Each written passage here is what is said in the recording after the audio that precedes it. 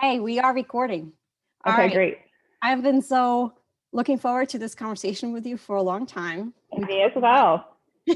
We talked about credit and we're talking about kids and everything. So I was like, you know what? I think this is such an important topic that I wanted to just actually have a conversation and make a video out of it. So tell me why you're so passionate about this, how long you've been involved in all of this.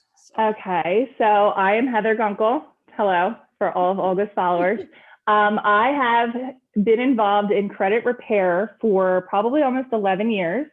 I got involved in it out of complete necessity. I met my husband and he had just gone through a divorce and his credit had really taken a beating.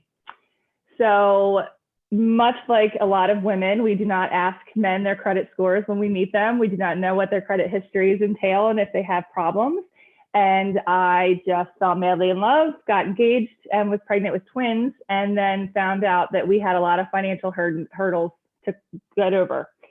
So I am self-taught. I read every book about credit repair, finance, how to get out of debt, how to budget, everything.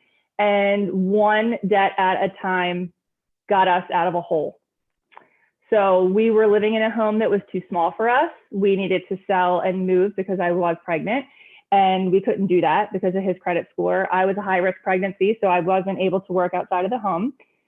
So my focus was how to save us as much money as possible and pay off our bills in the quickest time possible to get us into a new house. Luckily, I did do that probably in just about 2.5 years, and that went from a house that was just saved from foreclosure and he had a car repo to being able to qualify for I guess our purchase price at that time was like $240. Like we went from a 900 square foot house to a 2,200 square foot house. We absolutely cut every cost possible. We never went out for ice cream. We got whatever was on sale and made our own sundaes. We never ate pizza out as a family of almost 5. We made our own at home. We just cut all the corners. What I then, did out of necessity became a career for me because I met a lender that did my husband and I's mortgage. He saw my husband's credit history and then score and said, how in the world did you go from these things to being able to qualify? So I started telling him the things that I did. And he then pursued me for a couple months to please make this a business, and because he needed help with all the people that would be declined. So he needed a place that he could send these clients to get help. And he thought that I was the perfect person because I had personally been there. We got the rejections, we got the denial letters, we got the collection calls. Like I lived that life for a lot of years, and it's not fun. It's sleepless. It's you never think that you're going to be able to have the things that you want to have. So luckily, he pursued it, and I finally gave in, and I was able to sit and counsel tons of people. I mean, I think probably not tons. Okay, a couple, probably maybe 200. Yeah, maybe like 100, 150 couples and individuals. Yeah, couples and individuals. I would make a step-by-step plan for them. I would sit and do a budget with them. I would help them see what things in their day-to-day spending were a little bit useless without trying to be judgmental. I just, kind of made them accountable for their spending. And then the really amazing part was that I would see them through until they got approved and then became homeowners. So that became so unbelievably gratifying, because to be able to see those people, like when, I met them and their credit scores were in the 400s and 500s, and they said, it's never going to happen for me. And I just said, it is if you want it, and the only things too, paving the way and telling them what to do. I couldn't make them pay their bills on time. You know what I mean? Like if you want to get out of debt, if you want to increase your credit score, you have to do it. There is no magic potion. Sending dispute letters or paying a lawyer, like those things usually aren't, to your benefit. You're just paying a service. So luckily, credit is definitely a passion of mine, because it's just, I was able to see how making changes and staying focused on your goals has allowed so many people to achieve their goal of home ownership, which is huge.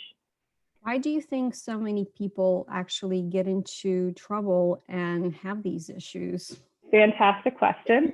That is because, probably like myself and many of maybe our generation, we were not taught how to budget. We were not taught financial responsibility as a young adult and child.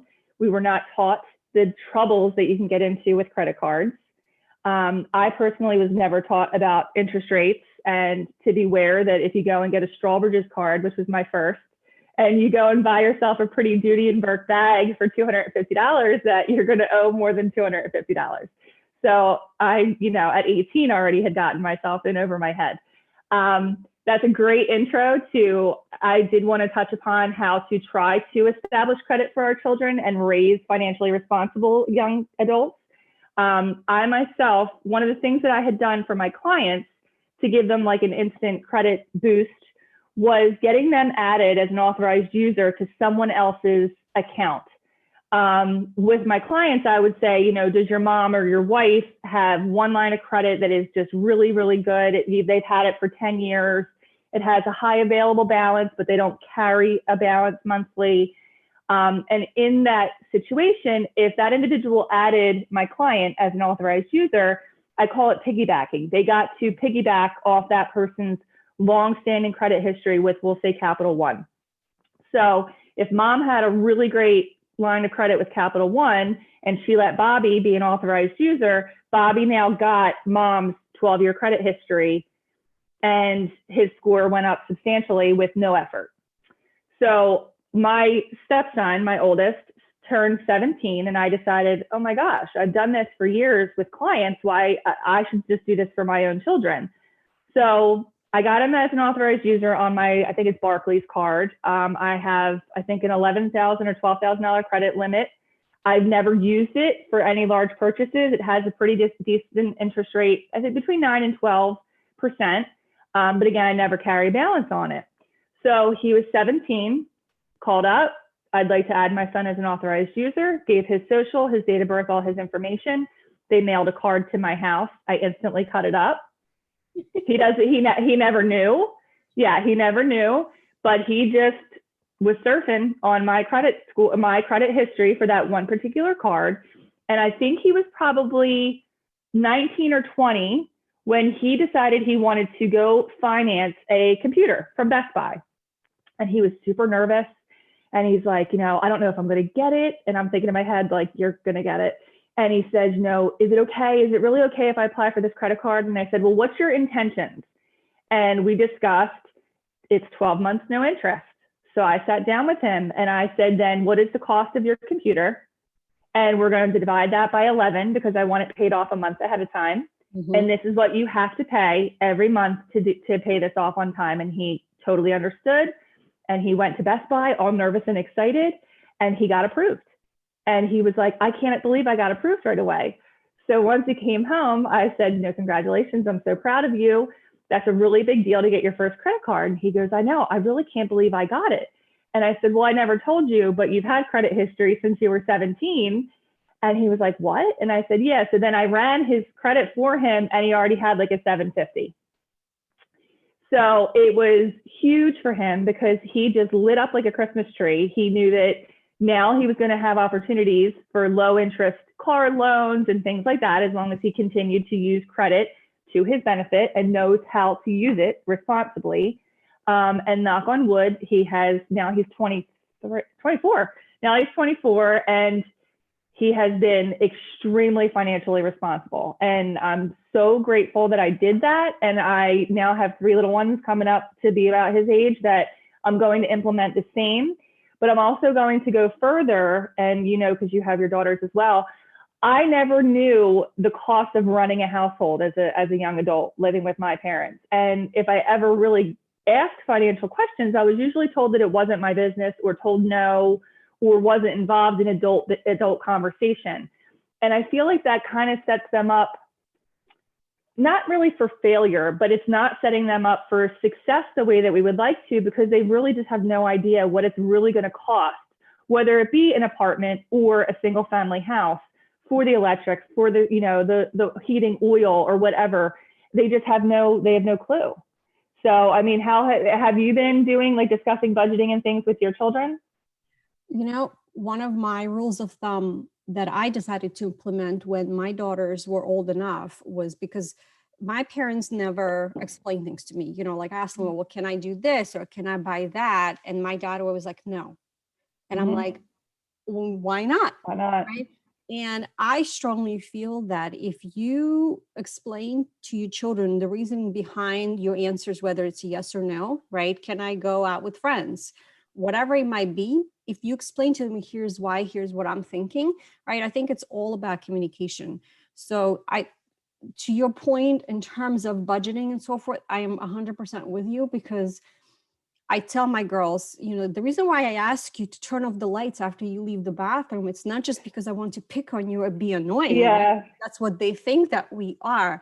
But I want them to understand that we pay for everything to flush the water. The water comes in, we pay for it. The water goes out, we pay for it. So I think it's super important that you actually sit down with your kids when you are doing your bills and say, hey, look, this is how much it costs us to run electricity in the summer, and here's how much it costs in the winter, right? Heating the house and cooling the house. They need to understand that everything in our home, right? This is our survival, right? They also need to understand what are the things that we need to survive: the roof over our heads, the food and the utilities. These are the things that we need. They need to understand how much all of those things cost. Yeah. When they're like, oh, can I buy this? My question to them always is, well, do you want it or do you need it? So I share with them, here's the money that we bring in every month, and here's how much it costs for us to live here. And they need to understand.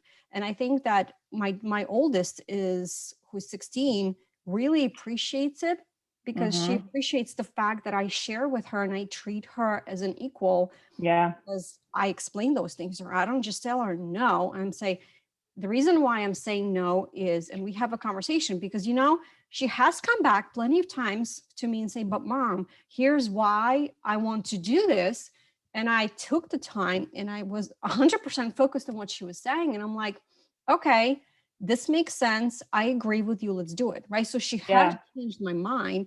But if we did not have the communication and the conversation, it wouldn't have happened. I love that. I love that. Because again, I was just raised in the house of no. I said that was my mom's middle name, was just no, with no explanation as to why, except I'm the adult and you're the child. That's what I always heard. So, I mean, I get it. And I believe that that's definitely how my grandparents raised her. It was just that this is adult business. You don't get involved in adult business. But then all of a sudden, they're adults and we're adults, and we didn't know. We weren't taught. Like, I mean, when I moved out, I had no clue what things cost. And I just thought I had the whole world figured out and I was going to be fine. And I was far from fine. And I ended up like working, multiple jobs to just squeak by. But the other thing too, to your point, when you talk about, a want versus a necessity, things that you need to live on.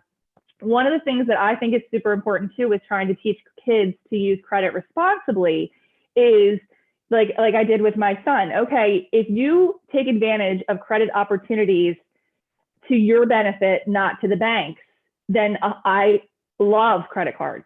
You know what I mean? If you learn how to use credit to where you're taking advantage of opportunities rather than the bank taking care of you or taking advantage of you, then the world is your oyster. I mean, you can finance multiple things as long as it's all within your budget and you're not paying interest, and you can, take advantage of those introductory rates and zero and all that, zero interest and things like that.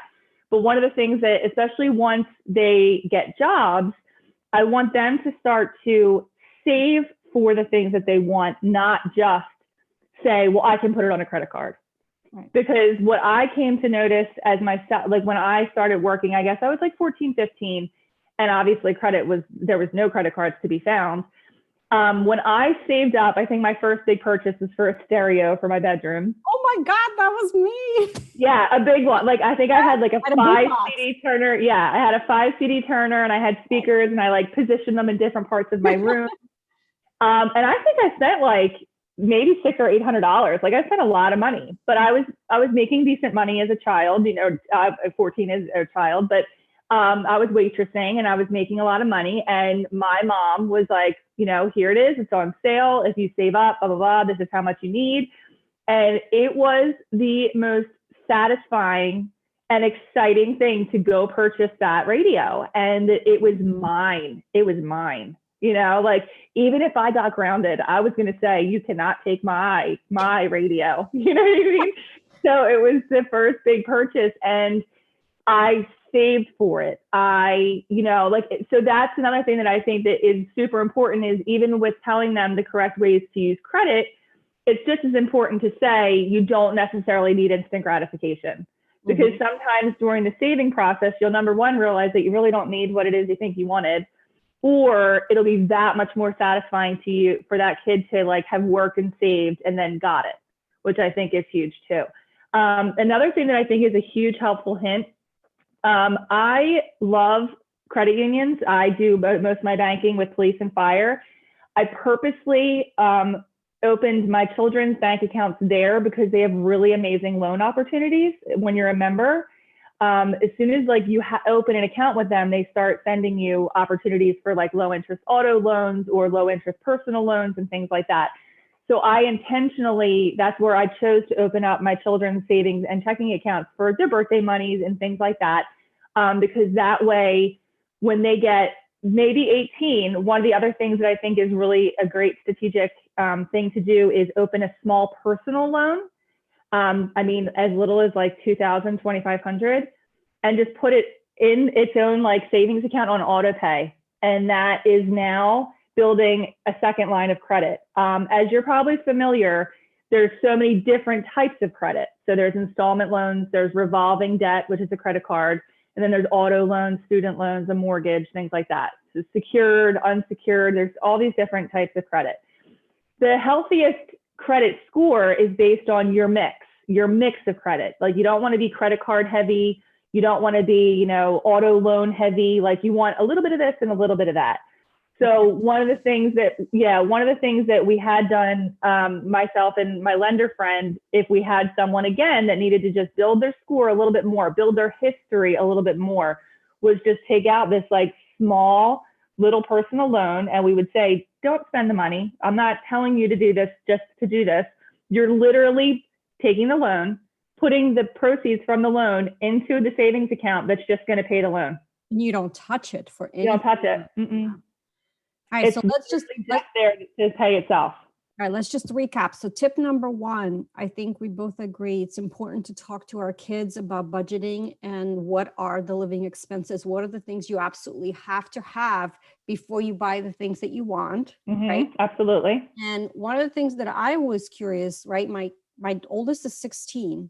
So where would you suggest, like, if I am not good at, because I am not the expert that you are on, where can they find information so they can read, so they can understand what is credit, what is a credit score, what is a good credit score, something that's easy to understand, so they can, as part of their learning the finances and the budgeting, they need to know about credit. That's a really good question. I mean, I started off with books by Dave Ramsey and Susie Orman, and I'm sure that they probably do on Amazon have books, to teach children about budgeting. So I would love to maybe get back to you with that, with some specifics. But I know that there are so many different things just available to us within spreadsheets that show budgeting and what normal household expenses are. Sometimes they even have categories that we none of us would even think of that we spend money on monthly. But yeah, I mean, I'd have to say anything about explaining finance to children. I'm sure that there are books available. Again, I just of course read books on how to get out of debt, how to budget to really be debt payment specific.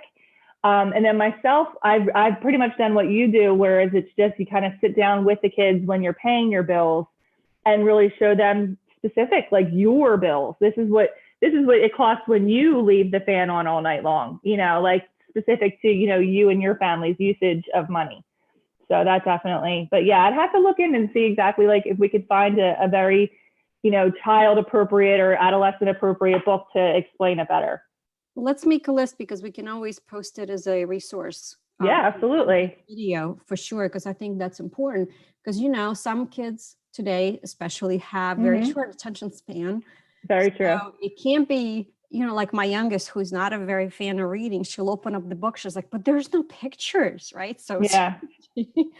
so, and in my line of work as a real estate agent, I talk about budgeting all the time, because when you start thinking about buying a house, it starts with the basics, right? Here we Oh, are. yeah. It's back to the budget. And when you are doing your budget, it actually, to me, I think it's a perfect way to force yourself to buckle down and figure out what are your necessary expenses. And it really helps you understand what are the things, again, that you have to have, and what are some of the things that you may need to cut down that are not necessary. So you hear the word budget, and this is where Dave Ramsey and Susie talk about it all the time. But I think it's, maybe it's another tip is sitting down with your kids and showing them what the family budget is. Because I think if this was done with me and my family, right? Because I was the type of person, I just took initiative and I was like, you know what? I want to learn about this, because I watched my dad do the bills. I watched him do this. And I'm like, well, he showed me by example versus telling me how to do this. So I watched him do it. I was like, well, if he's doing this, then this is important. And that's how I still do it to this day, right? So our kids, I think it's important to reiterate too, they watch what we do more than what we say. I agree. We lead by example. So I think it's even important as parents that we need to show them the proper way and kind of help them and guide them. But I wanted to ask you, with my daughter being 16, and I'm starting to do a good job about talking to her about budgeting, but at what age can you put her as an authorized user to help her get started on her path? Every card may differ. I don't even believe, though, I don't think that when I added my son to my Barclays, which I think is like, it's Juniper, I think Barclays is the bank. It might've been like a Juniper card. I don't think that they asked me his age. Really? No, I do not think that they do. That they did. I believe I don't even think that they pull the person's credit, because you're still ultimately responsible if that person even makes charges. Got it. Interesting. So an authorized user is just like, an extra card holder. They're sending an additional card with that person's name on it to be used for purchases, but ultimately you're the one responsible if they choose to use the card, which is why I cut it up. But I would actually just check with the card, whatever one that you're thinking of adding her to. I would do the one that you maybe have like the longest history with, because again, like, and I'm going to touch upon this as to like mistakes that people can make with credit. Your history with your banks is like a really valued relationship. And you need to, like, the longer that bank has extended a line of credit to you that's a big deal. So whatever one you choose to add her to, I would definitely make it one that you've had the longest open relationship, open line of credit with. And I mean, balance, it matters, but it doesn't really matter to me as much as the long-standing credit history, because basically the funny thing is, when I did that, you figure I added him when he was 17. I had probably already had the card for 7 years, so he was 10. So it's like when they really look at it and they say, well, how is it possible that you've had credit history for 10 years? It doesn't matter. I added them. Like, you know what I mean? It's kind of like a loophole. I think it's brilliant. When I saw this, I was like, oh my God, I never would have. Oh, the post I made. Yeah. Totally doing that. Well, and it was so funny because I had personally done it, but I had never thought to like make a post about it or suggest it. And then I saw that Facebook post about it, someone doing it. And I was like, oh my God, yes, I did do this. I personally did this. And I saw the benefits of doing this for my son. Like, and I was just so thrilled. And it was something so simple. Didn't cost me anything. No. No risk to me. I just, put the card, like I said, I shredded it, like, and he had no idea, because I also didn't want those moments of him being like, well, I have a credit card. Can I use it? I'm like, no, you don't have a credit card. I have a credit card. Like, I'm just bestowing upon you my credit history, but no, like, this isn't yours to use. Piggyback off of that is, preparing for a home purchase, since you were just talking about that. So one of the biggest things, and I'm sure that you speak with your clients about this, is it is so important to, number one, even if they're thinking about buying a house, to just speak with a lender, because that initial credit report is going to tell them everything. And so many times people come to me The number one problem that they have is incorrect information, sometimes fraud. And if you're not checking your credit regularly, at least annually, you have no idea what could be going on. You might not know for a year until you apply for something and get denied, or you get a weird bill in the mail that you didn't, nothing that you purchased. You might have no idea what's going on in your credit report. So the first thing, and like, again, I'm sure that you tell your clients, is even like 12 months before you're really ready to buy, take a look at your credit report and sit down with a lender, because number one, make sure that everything on that report is accurate. Number two, let that lender say, you know what, if you get your credit up 50 points, it's going to really reduce your interest rate. It's going to make you qualify for, this PHFA program or this, as we know, there's so many different programs, and a lot of them are credit based. So, by having that conversation with a lender in preparation of home purchase, it's going to put them in such a better situation than waiting until their lease is up and they want to buy in a month. That's true. And by the way, you can purchase a home when you turn 18. I actually know a couple who have done that. And if you really start planning and you figure things out, you can totally do that. So not many people realize that. And you brought up a really good point, and I hammer this hopefully home to everybody that I, family, friends, and my clients that I work with, is that you are by law entitled to a free credit report from all three credit agencies that you can collect every year. And someone else gave me an awesome tip, is where don't pull all three reports at the same time. You spread them out. This way you can get a gauge and get a better understanding on where your history is. You do, first report in the first quarter, and then the second report in the summer, and then the third report you do maybe in November, December. Absolutely. Right? It's so important just to check and see, to make sure that there's nothing on there that shouldn't be. Oh my God, it's huge, because it could cost you so much money in interest rates if you have a slip up that you don't even know about. If something reported inaccurately, your interest rates are based on your credit score and your payment history with all of your accounts. So, the amount of money that you're paying on anything that you finance, whether it be a credit card, your auto loans, or your future home purchase, is all based on what's on that credit score. So, that is your ticket to ride. So if it's not as clean as possible and accurate, then you're going to have problems that you didn't see coming. So that's why I do say like 12 months, 6 to 12 months, but I would say 12, because sometimes it would take 12 months for a mistake to get fixed. Yes, which we'll get on. I know we'll get into that. It can take so long for your score to recuperate after a mistake, that just having the information in front of you, letting a knowledgeable lender tell you what your best situation is for a home purchase, and even having a particular home in mind. Like if you're dead set on a certain school district and you need 3 bedrooms, 2 baths, if you have a realtor that can say to you, okay, well, here, use this house as an example, that lender can show you exactly what it's going to cost to buy that house.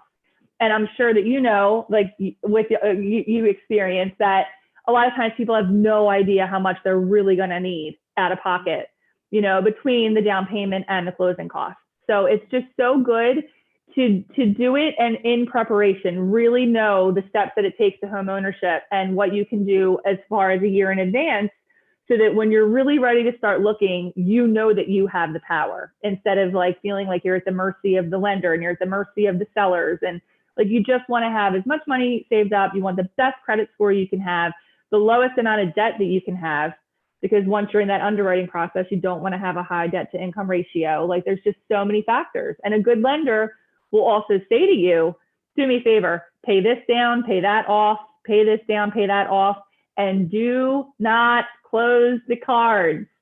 Do not close the cards. So one of the biggest mistakes, and I feel so bad for the people that do it, because they are doing what they think is a good idea. Okay, so you don't use a card. You don't use it for a year. You never use it. Why do I bother having it? I'm at risk for someone fraudulently using it. I'm just going to close it. Don't. That is breaking up with a best friend. That's a good way of putting it. That is ending a relationship. So when you do that, you have, like, on the bottom of one, when you pull a credit report, a lender can explain to you, you have, and it actually shows the total amount of credit that is bestowed upon you. So say you have 5 credit cards, the total available balance of all credit cards is your total available balance of available credit to you. So, say you have 5 cards, each of them have approximately $10,000 to $12,000 credit lines. It'll say that you have $70,000 of available credit, and it'll say how much of it you have used. And there will be a percentage. So when you close a card, even if it has had no balance and you haven't used it, you now have already reduced the amount of available credit that you have in your name. And now you have increased the percentage of the credit that you used, because whatever credit cards you do have balances on, now you've changed your whole percentages of available credit to use credit usage.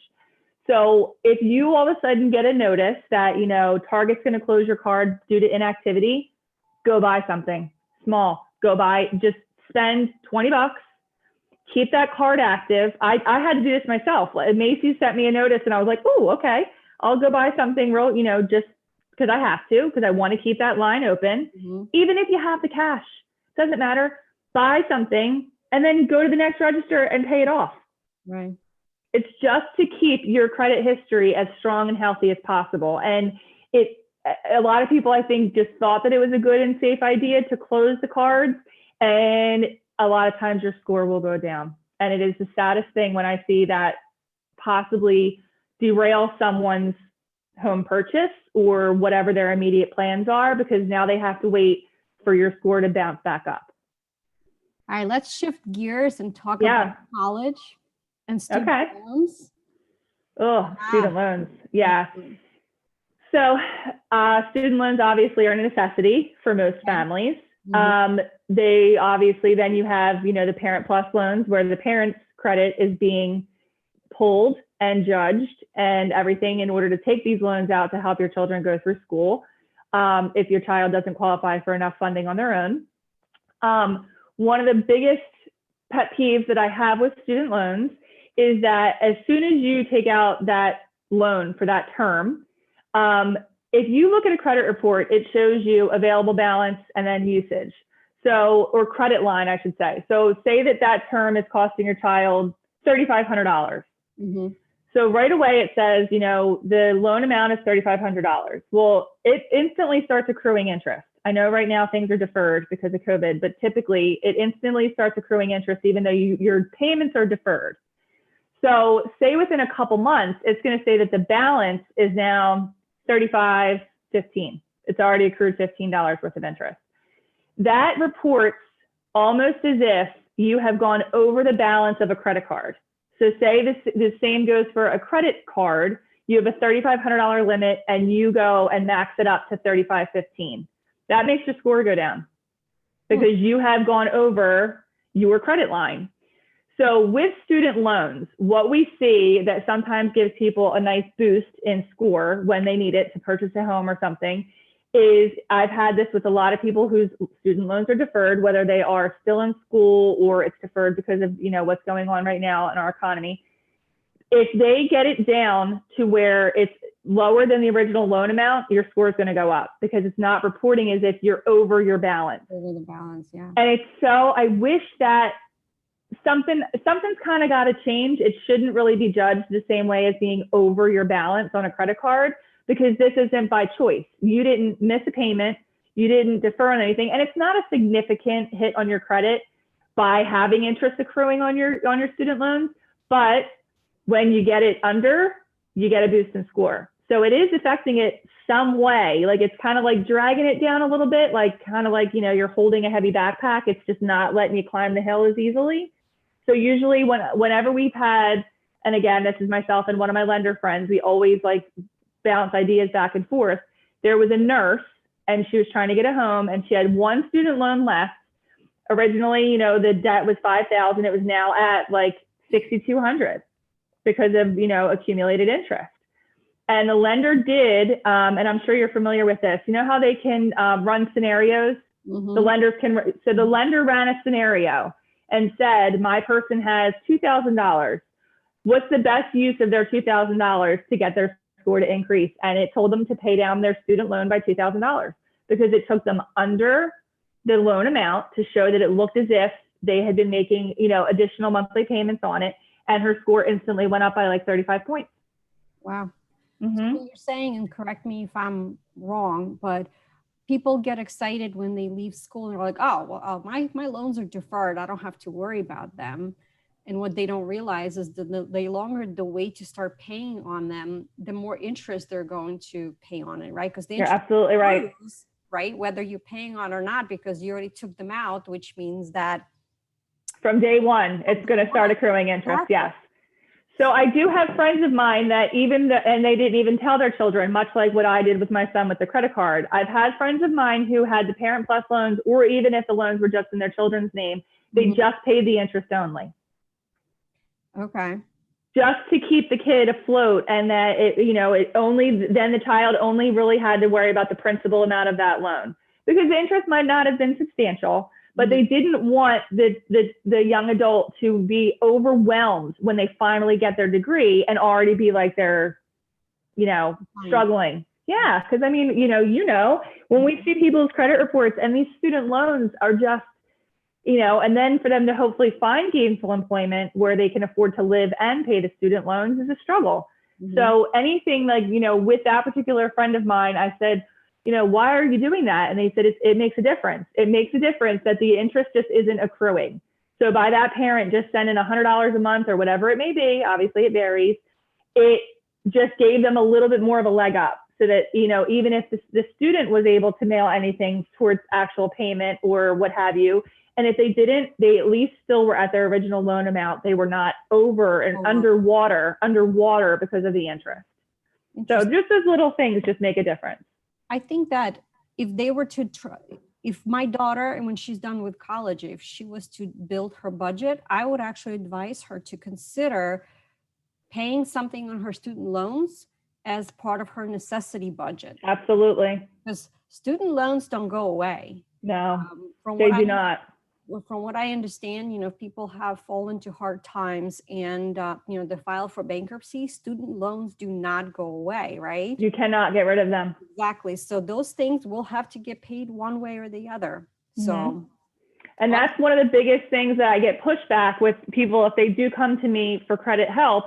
If I see student loans and they're just like, well, I just can't pay them. Like, I'm not doing that. I can't afford it. And I'm like, I can't, you're never going to get a home. Yeah. And it's such a hard pill to swallow. And, especially I've had people where, like, say it was an online college and the school isn't even in existence anymore, or they didn't complete their, degree, and they feel like, so like they don't want to pay that money. They don't want to pay that money back to that institution. And that's it. It's just going to hang on forever, and it's going to not allow you to reach your financial dreams. Cool. Anything else that you can think of that we can talk about helping our kids be smarter and more savvy as they are establishing their credit, as they're starting their financial life? I think it's always like spend with a purpose, be mindful. Like unfortunately, one of the biggest struggles in my household right now is that my boys want to use what's called V-Bucks and use money on like video games. And my husband and I keep trying to explain to them, like, it's just poof, it's just gone. Like, it's just like, you're literally just throwing money into the universe. Like, they just had their birthday and they're like, oh, go get, can we go get an Xbox card? And I'm like, you can't even hold what it is you're purchasing. Like, you're playing a game and you just bought points. Like, it's crazy. But I'm trying to make them mindful. And I guess, again, even though I've never really discussed my personal income or my husband's with them, I think I'm going to have to start integrating some of that into it. Like how many hours it takes us to work to earn this amount of money, and then why it's so important to hold on to this, and why, especially in our current situation. Like if something happens again and we're out of work, if we get shut down again, like all these things are so important. Like you can't just throw it away and think there's always going to be more money to come. So I think that really having a plan as to what their personal goals are, do they want to own a home? Like with my oldest, I really wanted him to stay here until he purchased, because obviously like I knew the benefits that he would have. He told me he was not ready for that responsibility of home ownership. He really wanted to rent. I was like, but he wanted to rent. He wanted to, him and one of his buddies got an apartment together, and it's wonderful, and he's doing great. But to me, it's like that money, that the amount of money that it costs to rent, when he could have just stayed here rent free, saved all of that because he's a plumber, and then bought a house. And I said, you could have had all your friends live with you and pay you rent. Right. Someday he'll come around, hopefully, but everybody's different and everyone's financial goals are different. And maybe homeownership isn't for someone until they're in their 30s or, who knows? But I think just having that understanding, especially like, do you want to have your own home? Do you want to live in a city? Do you want to live in a suburb? Like just kind of having a conversation about what their dreams and goals are, and then actually like really pushing in the importance of financial responsibility and how that's what's going to get you to those goals. Because when you make foolish decisions, especially as a young adult, number one, based on a lack of education about finances or that need to have instant gratification, then you're going to get yourself into financial problems. So and it just happens all the time. And also I think communicating and talking things through and just explaining, why you do things a certain way and why it's important to focus on something versus other. And I also read somewhere there was a good idea on, if you are, we're heading into the holiday season and all the stores are going to be, swamped with good deals, right? And you're like, I need to buy something, right? That's our first reaction because there's good deals out there. Good deals, yeah. And the recommendation is that you take that something good that you want to have today and you put it in your cart and you let it sit there for a few days. And after a few days of deliberating with yourself, pros and cons, if you still definitely think it's a good deal, then you buy it. But it's kind of like that, a little bit of a pause, a time to think through and cool off. It's true. It's so true. Yeah. Because, even sometimes you leave it in the cart and they'll give you incentive to buy it. Sometimes that happens too, but it gives you time to really think and say, do I really need it? Really want it? And do I need it? Like what purpose does it serve in my life? Like I know that I go through my own clothes or some of my other stuff and just say, that was a waste. I mean, I'm sure we're all guilty of that. Like, oh, I bought that shirt. I wore it once. I don't even like it. So yeah, I mean, there's definitely things that we all do impulsively, but I think that if you're mindful, that's really what it is that I just want to raise my children to be mindful with their money. Like yes, you can always make more, God willing, you're healthy, but what is it that you ultimately want to work towards? Like if you're working and, hopefully you're working a job that you love, but if you're not, and you're really like just getting through to pay the bills and ultimately get to that goal, then you do have to be mindful with every dollar that you're spending. I mean, when I sit down with people and I really hold a mirror to their face and I say, do you eat out lunch every day? And they're like, yeah. And I'm like, Let's talk about that. What does that mean numbers wise? Oh my God, it can be huge. I mean, huge. When I have asked people, especially I'm doing it with couples, and I'll say, print out your bank statement for a month and take a highlighter and use yellow for necessities, pink for, whimsical or overspending, things that you didn't really need. See how much pink is on your bank statement. Oh yeah. And then you do green for necessities. That's how I actually do the same thing. I do the highlighter thing. Yeah. Yeah. I've done that before and that's how I did categories. Like when we were really trying to save for our new home, our home now, it was, I mean, and when I say cut down, like I was ridiculous, like, and no one really got it until we moved in here. And then we moved into a house that needed a ton of work. So then it was a whole new budgeting strategy. But once we got, like every time that we've completed something, you have that moment of appreciation and satisfaction. And then I instantly set the next goal. So, that's always been a really big deal to myself. Like at the end of every year, I usually, like my husband and I sit down and we write a list of what our goals are the next year, whether they be financially or whether they be, whatever, but just always being mindful of what you're working towards. What it is that what is most important to you, and it always does come back to, it's always going to mostly involve some form of money, somehow, some way. And, financial health and a good credit score and good credit history gives you the world. Like, you just won't have all those roadblocks if you set all the markers now, and you know how to use your finances and your credit and everything to your advantage, and not let the banks take advantage of you. Then the world is yours. Like, you can pretty much do anything you want. This is awesome. Yeah. All right, we're going to wrap up our talking about educating kids now. This has been so amazing. I love it because I'm learning something new that I can implement in my own family. But, Yeah. all right, we're going to be talking about next about actual real estate and diving in more into depth about what the credit means when you want to become a homeowner. So, all right, until next one. Thank you.